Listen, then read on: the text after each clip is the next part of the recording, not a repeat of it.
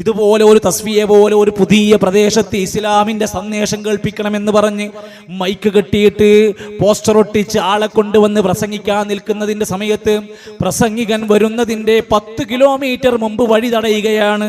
ഈ നാട്ടിൽ നിങ്ങൾ ഇറങ്ങാൻ പാടില്ല, ഇറങ്ങിയാൽ ഞങ്ങൾ തീരുമാനമാക്കും. ആരാ തടയുന്നത് അറിയോ?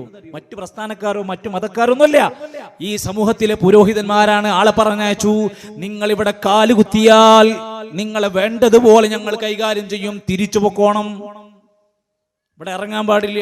അടുത്ത വണ്ടിക്ക് ആ മനുഷ്യന് തിരിച്ചു കയറ്റി വിട്ടു. ആ പ്രസംഗത്തിന് ക്ഷണിച്ച മനുഷ്യനുണ്ടായിരുന്നു. അദ്ദേഹത്തിന് നാട്ടിലൊരു സമ്മാനം കൊടുത്തൊരു സ്വീകരണം. ഇനി ഒരാളും ഈ ഹാജിയോട് ഈ മനുഷ്യനോട് മിണ്ടാൻ പാടില്ല. 1000 വിലക്ക്. അവിടെ വയസ്സായ ആൾക്കാർക്ക് പെട്ടെന്ന് മനസ്സിലാകും. 1000 വിലക്ക്. മിണ്ടാൻ പാടില്ല, കല്യാണത്തിന് ക്ഷണിക്കാൻ പാടില്ല, ഇദ്ദേഹം ബാർബർ ഷോപ്പിൽ വന്നാൽ മുടി വെട്ടിക്കൊടുക്കാൻ പാടില്ല, ഇയാൾ ടെക്സ്റ്റൈൽസിൽ വന്നാൽ ഡ്രസ്സ് കൊടുക്കാൻ പാടില്ല. എന്താ പ്രശ്നം? ഈ പറഞ്ഞ ആയത്തുകൾ, ഈ തൗഹീദിന്റെ സംസാരങ്ങൾ ഈ നാട്ടിലെ മനുഷ്യന്മാർ കേൾക്കണേ എന്ന് വിചാരിച്ച് ഒരാളെ പ്രസംഗിക്കാൻ പ്രസംഗിച്ചിട്ടില്ല, കൊണ്ടുവന്നിട്ടുള്ളൂ. സുഹൃത്തുക്കളെ, പണ്ട് നബി സല്ലല്ലാഹു അലൈഹി വസല്ലമയുടെ കാലഘട്ടത്തിൽ അബൂജഹൽ ഉണ്ടായിരുന്നു, ഇപ്പുറത്ത് അബൂബക്കർ സിദ്ദീഖ് റളിയല്ലാഹു അൻഹു ഉണ്ടായിരുന്നു. അവരുടെ സ്വഭാവം പറയാണ്. അബൂബക്കർ സിദ്ദീഖ് റളിയല്ലാഹു അൻഹു ഖുർആനിന്റെ വശ്യമനോഹരമായ ആയത്തുകൾ ഓതിക്കൊണ്ടിരിക്കും. നമ്മുടെ വീട്ടിൽ ഇപ്പൊ പരിപാടി ഉണ്ടോ? നമ്മൾ ഈ മൊബൈൽ ഫോണും കോവിഡ് കാലമൊക്കെ വന്നതിന് ശേഷം ആ സമ്പ്രദായത്തെ എത്രമാത്രം നമ്മൾ എടുത്തൊഴിവാക്കി എന്നുള്ളതിന്റെ ഏറ്റവും വലിയ ഉദാഹരണമാണ് നമ്മളൊക്കെ. ഇന്ന് നമ്മൾ എത്ര പേര് എത്ര ആയത്ത് ഓതിയിട്ടുണ്ട്?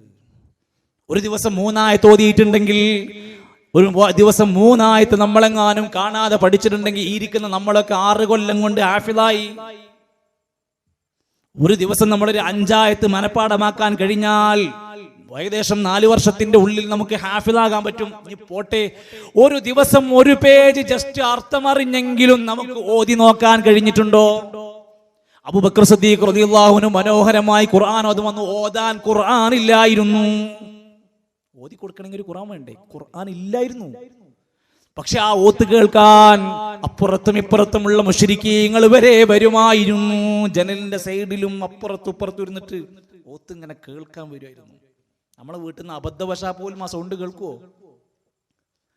ആ ഓത്ത് കേട്ടുകൊണ്ട് പലരും പറയാൻ തുടങ്ങി, ഖുർആൻ ഒരു അത്ഭുത ഗ്രന്ഥമാണ്, ഖുർആൻ വല്ലാത്ത മനോഹരത കാണിക്കുകയാണ്. സാഹിത്യകാരന്മാരുടെ ഇടയിലാണ് ആ ഖുർആന്റെ ആയത്ത് വരുന്നത്.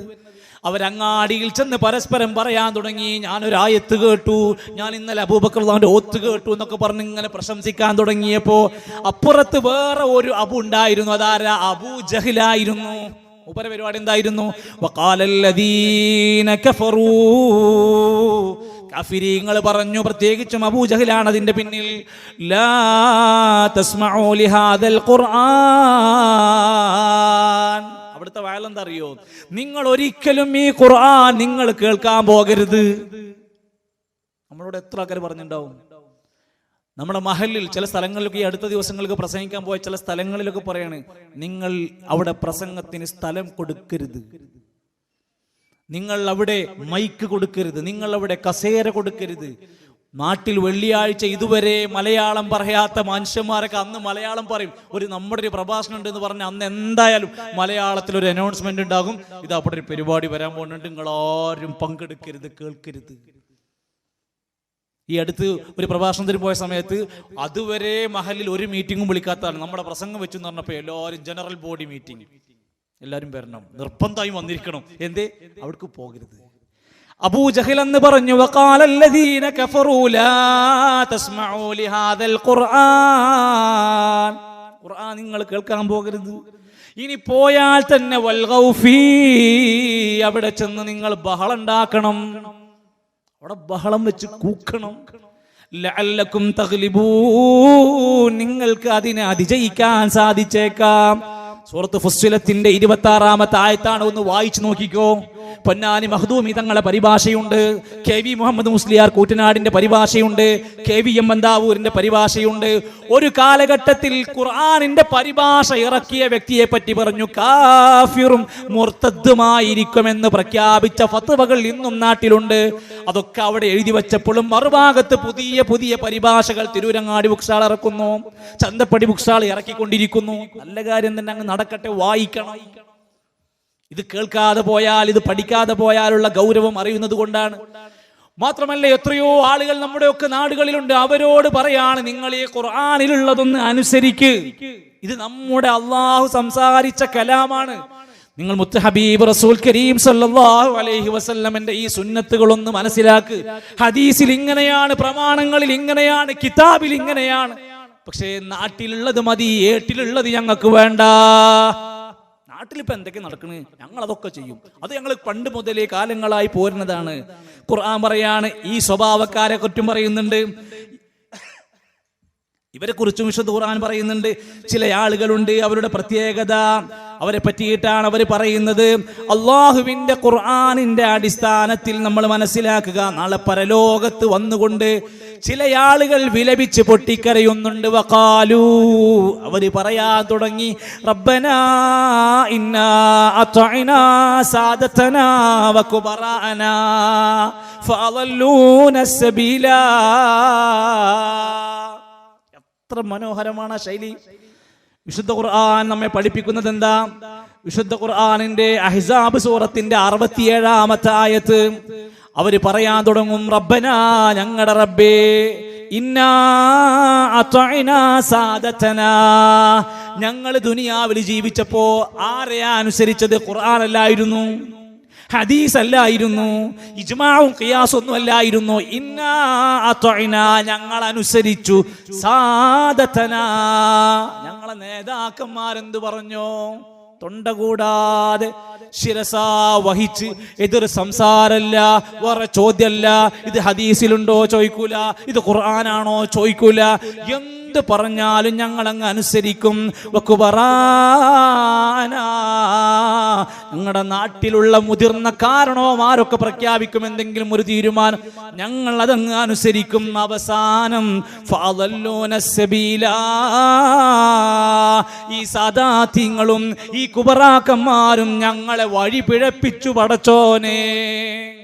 അവിടെ നിന്ന് ബോധ്യപ്പെട്ട്, ഇവിടുന്ന് മനസ്സിലായില്ല, ഇവിടുന്ന് ഇവരൊക്കെ പറഞ്ഞു ഇത് പുത്തൻവാദിയാണ്, അതോടുകൂടി ഇനി ഒന്നും കേൾക്കൂല. അല്ലെങ്കിൽ പറയും തീവ്രവാദിയാണ്, പിന്നെ കുറെ പറഞ്ഞു നോക്കി ഇവര് ISIS ആണ്, ഇവര് ഭീകരവാദിയാണ്, കുറെ എന്തൊക്കെയോ പറഞ്ഞു നോക്കി, ഒന്നും ഏഷണില്ല, ക്ലിക്കാകണില്ല, മുന്നോട്ട് പോണില്ല.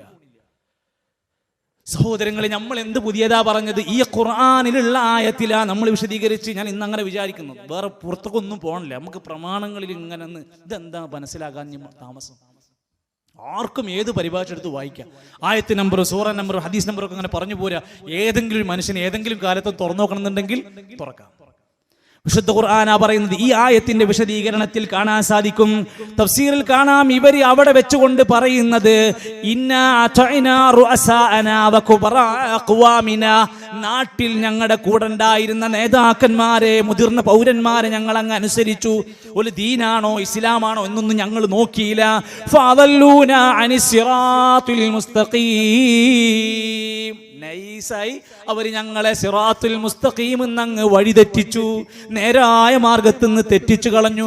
അവരൊരു ദീൻ അങ്ങ് ഉണ്ടാക്കി, അവരങ്ങ് നടപ്പിലാക്കി. അവർക്ക് ചില പ്രത്യേക ദിക്റുകളുണ്ട്, അവർക്ക് കുത്തറാത്തീബുണ്ട്, അവർക്ക് ഹദ്ദാദുണ്ട്, അവർക്ക് ഇസ്ലാമിലില്ലാത്ത പല ചടങ്ങുകളുണ്ട്. ഞങ്ങളതെല്ലാം ഏറ്റെടുത്തു നടന്നു. യൗമൽ ഖിയാമത്തി തുഖല്ലബു വുജൂഹഹും ഫീ നാരി ജഹന്നം. തഫ്സീറിൽ പറയാ, അവരെ നരകത്തിൽ മുഖം കുത്തി കമിഴ്ത്തി മലിച്ചിടുന്ന രംഗമുണ്ട്. യഖൂലൂന മിൻ ശിദ്ദത്തി തഹസ്സുർ, നഷ്ടം കാരണം വിലപിച്ച് കരഞ്ഞുകൊണ്ടാണ് അവർ പറയുന്നത്, ഞങ്ങൾ അല്ലാഹുവിനെ അനുസരിച്ചിരുന്നെങ്കിൽ, റസൂലിന്റെ സുന്നത്ത് അനുസരിച്ചിരുന്നെങ്കിൽ ഞങ്ങൾ ഈ നരകത്തിൽ ഒരിക്കലും വീഴൂലായിരുന്നു. അപ്പോഴത്തേക്ക് ചാൻസ് കഴിഞ്ഞു. ഇനി അവർ പറയണ അടുത്ത വാക്കെന്തറിയോ? ഞങ്ങൾക്ക് തിരിച്ചടിക്കാൻ വകുപ്പില്ല. ഇവിടെ നാട്ടിൽ ഭക്ഷണം കൊടുത്തു, വരസംഖ്യ കൊടുത്തു, കാർ വേണമെന്ന് പറയുമ്പോൾ കാർ കൊടുത്തു, വസ്ത്രം കൊടുത്തു, പെരുന്നാളിന് എല്ലാ സൗകര്യം, വീട് പറയുമ്പോൾ വീട് വെച്ചു കൊടുത്തു, കല്യാണന്റെ മകളെന്ന് പറയുമ്പോൾ അത് നടത്തി കൊടുത്തു, എല്ലാ സ്നേഹ വായ്പകളും കൊടുത്തു. നരകത്തിന്റെ മുമ്പിലെത്തിയിട്ട് ഇവരൊക്കെ ഞങ്ങളെ പിഴപ്പിക്കുകയായിരുന്നു എന്ന് മനസ്സിലായപ്പോ തൊട്ടടുത്ത ആയത്തിൽ അവർ പറയാണ്, റബ്ബനാ ആതിഹിം ദുഅഫൈനി മിനൽ അദാബ്, പടച്ചവനെ ഈ വിഭാഗം ആളുകൾക്ക് ഇരട്ടി ഇരട്ടി ശിക്ഷ കൊടുക്കണം. ഞങ്ങൾ പോയതാണ് കുഴപ്പമില്ല, പക്ഷെ ഇവര് ഞങ്ങളെ പിഴപ്പിച്ചതാണ്, ഇവർക്ക് ഞങ്ങളെക്കാൾ കൊടുക്കണം. വൽഅൻഹും ലഅനൻ കബീറാ, വലിയ ശാപത്തിന് ഇവരെ ഇരയാക്കണം അല്ലാഹ്. അവിടെ വെച്ച് നടക്കുന്ന രംഗം വഹീന്റെ അടിസ്ഥാനത്തിൽ ഖുർആനിൽ പഠിപ്പിച്ചെന്നു. വേറെ ചില ആൾക്കാരുണ്ട്, സംഭവങ്ങൾ പറയുന്നതൊക്കെ ശരിയാണ്, എനിക്കും ആ വീഡിയോ ഞാനും കണ്ടിരുന്നു, ആ പ്രസംഗമൊക്കെ ഞാനും കേട്ടിരുന്നു, നിങ്ങൾ പറഞ്ഞതൊക്കെ ശരിയാണ്, പക്ഷേ എൻ്റെ ചെങ്ങായിമാരൊന്നും ഇതിൽപ്പെട്ട ആൾക്കാരല്ല, എൻ്റെ കൂട്ടുകാരന്മാർക്കൊന്നും അത് ഇഷ്ടമല്ല, എൻ്റെ കൂട്ടുകാരന്മാർക്കൊന്നും ആ പള്ളി പോണത് താല്പര്യമല്ല. അള്ളാഹുവിൻ്റെ ഖുർആനിൽ അവരെ കുറിച്ചും പറയുന്നുണ്ട്.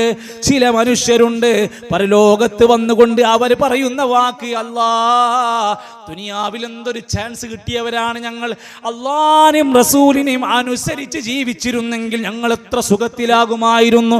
യാ വൈലതാ ലൈതനീ ലം അത്തഖിദ് ഫുലാനൻ ഖലീലാ. സൂറത്തുൽ ഫുർഖാനിന്റെ 28ാമത്തെ ആയത്തൊന്ന് വായിച്ചു നോക്കിക്കോ. അവര് പറയാണ്, യാ വൈലതാ, ഞങ്ങളുടെ നാശമേ. അല്ലാത്തൊരു വാക്കാണത്. കഷ്ടമേ, ഞങ്ങളുടെ നാശമേ. ലൈതനീ ലം അത്തഖിദ് ഫുലാനൻ ഖലീലാ, ഇന്നാലിന്ന ചങ്ങാതിയെ ഒരു കൂട്ടുകാരനായി ഞാൻ സ്വീകരിക്കാതിരുന്നെങ്കിൽ എത്ര നന്നായിരുന്നേനെ. ഇവൻ പറയുന്നത് കേട്ട്, ഇവൻക്ക് ഇഷ്ടമല്ല എന്ന് പറഞ്ഞു കേട്ടിട്ട് ഞാൻ ഈ ദീനിന്റെ നിയമങ്ങളെ മാറ്റിവെച്ചല്ലോ പടച്ചോനെ, ഞാൻ ഇവനെ കൂട്ടുകാരനാക്കിയില്ലായിരുന്നെങ്കിൽ എത്ര നന്നായിരുന്നു. കാരണം എന്താ? ആ ലോകത്തത് പറയാനുള്ള കാരണമുണ്ട്. തഫ്സീറിൽ കാണാം, അവര് നാശത്തിനും അതുപോലെ തന്നെ ഖേദത്തിനും വിളിക്കാനുള്ള കാരണം മിൻ ശിദ്ദത്തിൻ നദമി, ഭയങ്കര ഖേദമുണ്ട് അവർക്ക്. സ്വർഗം പോയതിൽ അവർ ഭയങ്കര ഖേദത്തിലാണ്. യഖൂലു യാ ലൈതനീ ലം അത്തഖിദ് ഫുലാനൻ അല്ലദീ അളല്ലനീ ഫിദ്ദുനിയാ, ദുനിയാവിൽ എന്നെ പിഴപ്പിച്ചവനായ കൂട്ടുകാരൻ പള്ളിയിൽ പോകുമ്പോ ഇത് വലിയ മുത്തക്കിയാകാൻ നിൽക്കണ്ട, തടഞ്ഞു. സിഗരറ്റ് വലിക്കാത്തവനെ, ഈ നേതാൻകുട്ടിയാ വലിക്കാത്തത്, ഇതൊന്ന് വലിച്ചോ. ലഹരി ഉപയോഗിക്കാത്തവനെ, ഇടച്ചങ്ങാതി ഇതൊന്ന് മണത്ത് നോക്കിയാ മതി, ഈ വലിയ ഉപയോഗമൊന്നും വേണ്ട, ഇടക്കിടക്കൊന്ന് വെച്ചോക്കിയാ മതി. ഇങ്ങനെ പറഞ്ഞ് ഓരോ കാര്യത്തിലും തിരികെ അവനെ നന്മയിൽ നിന്ന് മാറ്റിവെച്ചുകൊണ്ട് തെറ്റിലേക്ക് കൊണ്ടുപോയവനെ പറ്റി പറയാണ്, സ്വദീഖം ഖലീലൻ ലീ, ദുനിയാവിൽ എൻ്റെ ചങ്കായിരുന്നു, എൻ്റെ കൂട്ടുകാരനായിരുന്നു. വൽ മുറാദു ബിഫുലാൻ കുല്ലു മൻ അദല്ല ഗൈറഹു വസറഫഹു അനി ത്വരീഖിൽ ഹഖി, ഹഖ്ന്ന് വഴിതെറ്റിച്ച ഏത് കൂട്ടുകാരനുണ്ടോ അവരെ എല്ലാവരെയും ബാധകമാണ് ഈ ആയത്തുകൾ. എന്നിട്ട് മാലിക് ബിൻ ദീനാർ റഹിമഹുല്ല, ചരിത്രം നമുക്കെല്ലാം അറിയാം. മാലിക് ബിൻ ദീനാറിനെ കേരളക്കാർക്ക് വിസ്മരിക്കാൻ കഴിയാത്ത ചരിത്രമാണല്ലോ. അദ്ദേഹം രേഖപ്പെടുത്തുകയാണ് ഈ തഫ്സീറിന്റെ അടിസ്ഥാനത്തിൽ, ഇന്നക ഇൻ തൻകുലുൽ ഹിജാറത മഅൽ അബ്റാർ, നീ നല്ല മനുഷ്യന്മാരുടെ കൂടെ കല്ലുകളാണ് വഹിക്കുന്നതെങ്കിൽ പോലും, നല്ല ബുദ്ധിമുട്ടൊക്കെ ഉണ്ടാകും എങ്കിൽ പോലും, ഖൈറുൻ ലക മിൻ അക്ലിൽ ഹൽവാ മഅൽ ഫുജ്ജാർ, ഫുജാരിങ്ങളായ തോന്നിവാസികളായ ആളുകളുടെ കൂടെ ഇരുന്ന് ഹൽവ കഴിക്കുന്നതിനേക്കാൾ നിനക്ക് നല്ലത് മാന്യന്മാരായ പുണ്യവാളന്മാരായ ആളുകളുടെ കൂടെ ഒരു ഭാരമേറിയ കല്ല് ചുമക്കലാണ്. എന്നാലും പരലോകത്ത് പോയിട്ട് ഈ കരയേണ്ടി വരൂല. നാട്ടിൽ നല്ല കുറ്റപ്പെടുത്തലുണ്ടാവും, മഹല്ല് ബഹിഷ്കരിക്കും.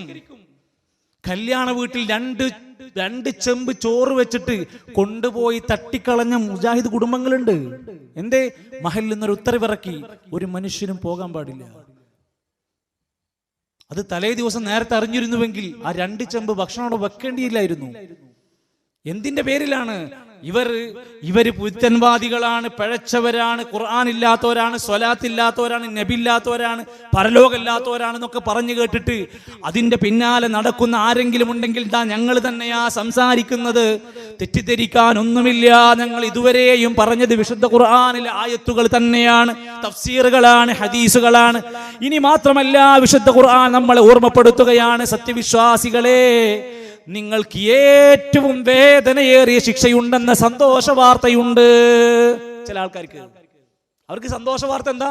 ഭയങ്കരമായ ശിക്ഷയുണ്ട്. ഫബശ്ശിരുഹും ബിഅദാബിൻ അലീം, വേദനിക്കുന്ന ശിക്ഷയുണ്ട് എന്ന സന്തോഷ വാർത്ത അറിഞ്ഞോളും. ഒരു പരിഹാസമാണത്, ഒരു പരിഹാസമാണ്.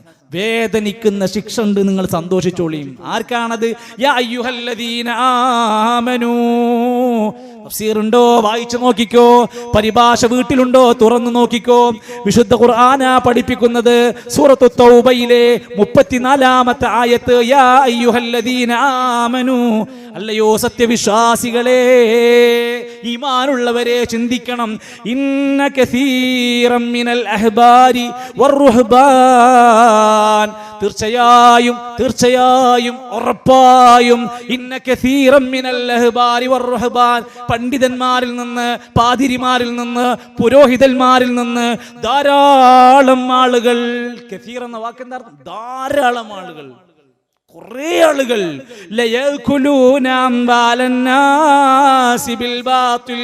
ജനങ്ങളുടെ സമ്പത്ത് അന്യായമായി തിന്നുന്നവരായിരിക്കും. പണ്ഡിതന്മാരിൽ, പുരോഹിതന്മാരിൽ ധാരാളം ആളുകൾ ജനങ്ങളുടെ സമ്പത്ത് അന്യായമായി തിന്നുന്നവരായിരിക്കും. വയസുദ്ദൂന അൻ സബീലില്ലാഹ്, അല്ലാഹുവിന്റെ മാർഗത്തിൽ നിന്ന് ജനങ്ങളെ മുഴുവൻ വഴിതെറ്റിക്കുന്നവരാകും ഭൂരിഭാഗം ആളുകൾ. والذين يكنزون الذهب والفضة ولا ينفقونها في سبيل الله, വെള്ളിയും സ്വർണവും കൂട്ടിണ്ടാക്കും, അത് അല്ലാഹുവിന്റെ മാർഗത്തിലൊന്നും കൊടുക്കാത്തവരെ നിങ്ങൾ സന്തോഷിച്ചോളൂ, നിങ്ങൾക്ക് നരകമുണ്ട്. ഖുർആനാ. ജനങ്ങളെ സത്യദീനിൽ നിന്ന് വഴിപിഴപ്പിക്കുന്നവർ, ജനങ്ങളുടെ സമ്പത്തിനെ അന്യായമായി ചൂഷണം ചെയ്യുന്ന ആളുകൾ, ഇതെല്ലാം ഇന്ന് സമൂഹത്തിന്റെ മുമ്പിലെ നേർക്കാഴ്ചകളായി നമ്മൾ കാണുകയാണ്. നമ്മൾ എന്താ ചെയ്യുക?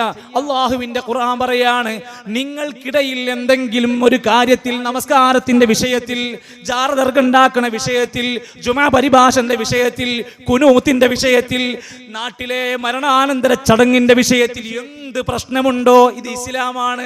ദീനിന്റെ പ്രത്യേകത എന്താ? ഇന്നദ്ദീന ഇൻദല്ലാഹിൽ ഇസ്ലാം. ഇത് പടച്ചോന്റെ മതമാണ്, ഇതിൽ പരിഹാരം ഉണ്ടാവും. പക്ഷെ നിങ്ങൾ എന്താ ചെയ്യേണ്ടത്? അഭിപ്രായ വ്യത്യാസം എന്തെങ്കിലും ഉണ്ടെങ്കിൽ എല്ലാം ശരിയാണ് എന്ന് പറയാൻ കഴിയൂല, എല്ലാം മോശമാണെന്ന് പറയാൻ കഴിയൂല.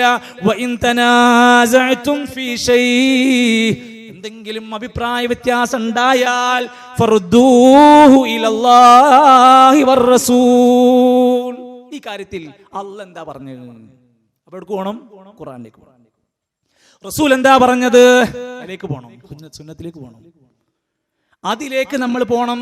അതിൽ പറഞ്ഞ ഒരു നിയമം ഇത്രയും കാലം ഞാൻ ചെയ്തത് ശരിയല്ലല്ലോ എന്ന് തോന്നിയാലോ, ومن يشاقق الرسول من بعد ما تبين له الهدى ويتبع غير سبيل المؤمنين نوله ما تولى ونسله جهنم وساءت مصيرا. അല്ലാഹുവും അവന്റെ റസൂലും ഒരു കൽപ്പന പറഞ്ഞിട്ട് സത്യവിശ്വാസികളുടെ മാർഗത്തിൽ നിന്ന് തെറ്റിയിട്ട് വേറെ വഴിയിലേക്ക് പോയി കഴിഞ്ഞാൽ നുവല്ലിഹി മാ തവല്ല, തിരിക്കേണ്ട ഇടത്തേക്ക് അല്ലാഹു അവനങ്ങ് തിരിച്ചുവിടും. വനുസ്ലിഹി ജഹന്നം, അവസാനം നരകത്തിൽ അവൻ വെന്തെരിയുന്നതാണ്. ഈ നിയമം നമ്മൾ പാലിക്കാൻ തുടങ്ങിയാൽ ഈ നാട്ടിൽ എന്ത് സുഖം ആലോചിക്കും. ഈ നാട്ടിലത്തെ എല്ലാ മനുഷ്യന്മാരും പ്രമാണം നോക്കിയിട്ട് ഖുർആനിൽ എന്ത് പറഞ്ഞു, ഹദീസിൽ എന്ത് പറഞ്ഞു നോക്കിയ ഭൂരിപക്ഷം എന്ത് ചെയ്യുന്നു? ഭാര്യ വീട്ടുകാരെന്ത് ചെയ്യുന്നു? ഞാൻ ഇങ്ങനെ ആയാൽ എൻ്റെ ഉമ്മ എന്ത് വിചാരിക്കും, ഞാൻ അങ്ങനെ ആയാൽ എൻ്റെ ചങ്ങായി എന്ത് വിചാരിക്കും എന്നൊക്കെ മാറ്റി വെച്ചിട്ട് ഇതാണ് ഖുർആനിൽ പറഞ്ഞത്, ഇതാണ് ഹദീസിൽ പറഞ്ഞത്, ഇതാണ് ഞങ്ങൾ മുറുകെ പിടിക്കണം. കാരണം എന്താ? മരിക്കുന്നതിന് മുമ്പ് റസൂലുള്ളാഹി സ്വല്ലല്ലാഹു അലൈഹി വസല്ലം പറഞ്ഞു, തറക്തു ഫീക്കും അംറൈൻ, 2 കാര്യങ്ങൾ ഇതാ വിട്ടേച്ച് ഞാൻ പോവാണ്. ഇതുപോലെ എന്റെ കാലം കഴിഞ്ഞ് ഇനി വഹി വരൂല. ഇനി ഒരു ജിബ്രീലിന്റെ ഒരു ആയത്ത് ഇനി പന്നിപ്പാറയിൽ ലോകത്ത് എവിടെയും വരൂല. ഇനി ജിബ്രീൽ വരൂല, ഇനി വഹി വരൂല, ഒരു പുതിയ ഖുർആൻ വരൂല, പുതിയ ഒരു നബി വരൂല. ഇനി എന്താ ചെയ്യാ? തറക്തു ഫീകും അംറൈൻ, 2 കാര്യങ്ങൾ ഇവിടെ വിട്ടേച്ച് പോവാണ്. അത് 2 മുറുകെ പിടിച്ചാൽ തളില്ലൂമാ തമസ്സക്തും ബിഹിമാ, അത് 2 മുറുകെ പിടിച്ചാ നിങ്ങൾ പഴക്കൂല. നിങ്ങൾ ആര് പഴപ്പിച്ചു എന്ന് പറഞ്ഞിട്ടും കാര്യമില്ല, നിങ്ങൾക്ക് പഴക്കൂല. കിതാബല്ലാഹി വസുന്നത റസൂലിഹി. ഏതാ 2 മാല കിതാബല്ല, പാള കിതാബല്ല, പക്ഷിപ്പാട്ടല്ല, നഫീസത്ത് മാലയല്ല, മുടിവെള്ളമല്ല, തുപ്പ്യവെള്ളമല്ല. 2 കാര്യങ്ങളാ പരിഹാരം. കിതാബല്ലാഹ്, അല്ലാഹുവിന്റെ കിതാബ്, വസുന്നത റസൂലിഹി, റസൂലുള്ളാഹി സ്വല്ലല്ലാഹു അലൈഹി വസല്ലം പഠിപ്പിച്ച ചര്യകൾ. അത് പിടിച്ചാ പിന്നെ ഒരു പ്രശ്നം ഒരു വിശ്വാസിക്ക് വരൂല.